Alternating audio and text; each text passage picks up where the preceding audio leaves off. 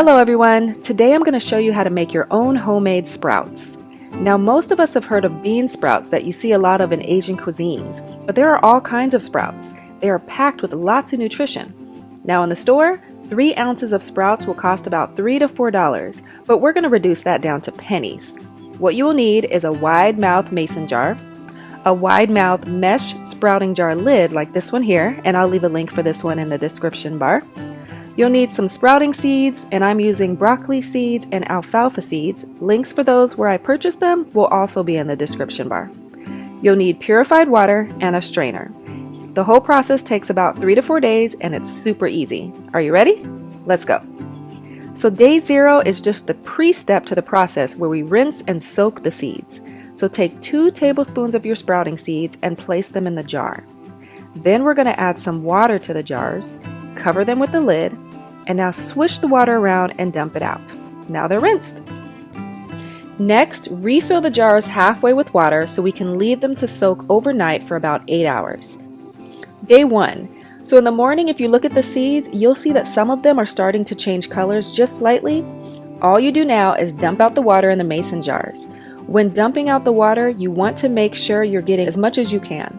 The water provides moisture to aid in germination, but too much water left in the jars for a long time can cause the seeds to mold. So flick your wrist a little bit like this while shaking the jar to get the water out.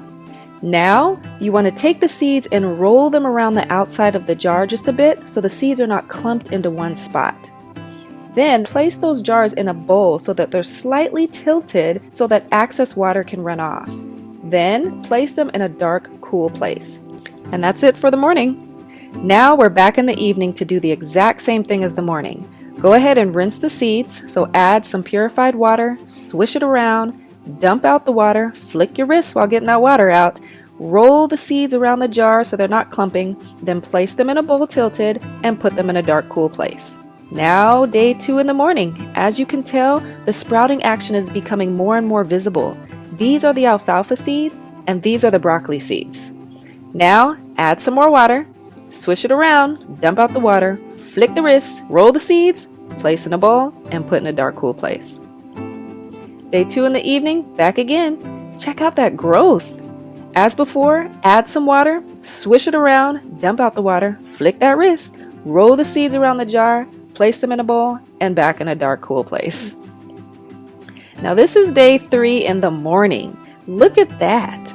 Those alfalfa sprouts are getting really nice, and the broccoli sprouts are doing great as well. So, you know the drill.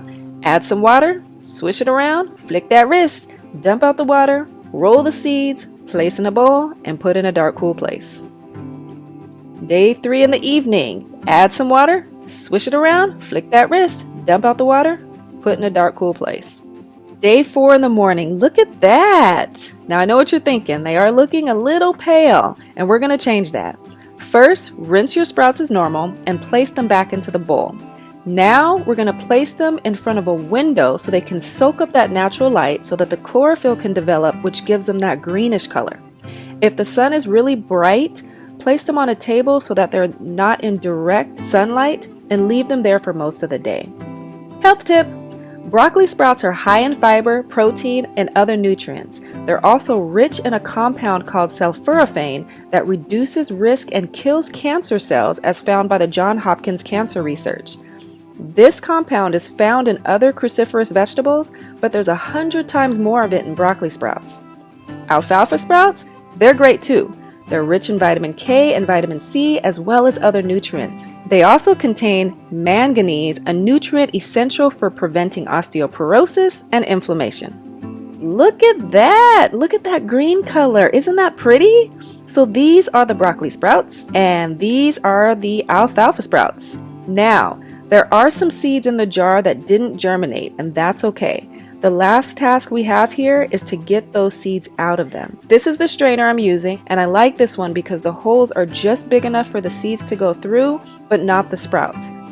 So dump the sprouts into the strainer and move the sprouts around so the seeds can seep out the bottom of the holes. If you look closely into the sink, you can see some of those seeds coming out. And here we have the broccoli sprouts. If you look, there's a lot more seeds coming out. So that's perfect. Now, if you don't have a strainer that works, here's another option to get those seeds out. It's slightly more tedious, but it does work. So place the sprouts in a bowl, add some water, and then use the top of the mason jar to gently press on the top of the sprouts to grab the seeds. Most of the seeds are either going to float to the top or sink to the bottom. If you don't get them all out, again, that is perfectly fine. Now your last step is to drain them on a towel and you're done. You can store your sprouts in a paper towel lined container with a top for up to a week. Now, this is really important. Never leave your sprouts in a really warm, humid environment for long periods while you're growing them. With the moisture from the water and the heat, they'll start to grow bacteria and grow bad. So if it smells really off, just throw them out. Well, I hope that you've enjoyed this tutorial and I've inspired you on your whole food plant-based journey. Learn more ways that can guarantee to keep you healthy through the 8 Laws of Health by clicking on the links in the description bar. And until next time, God bless.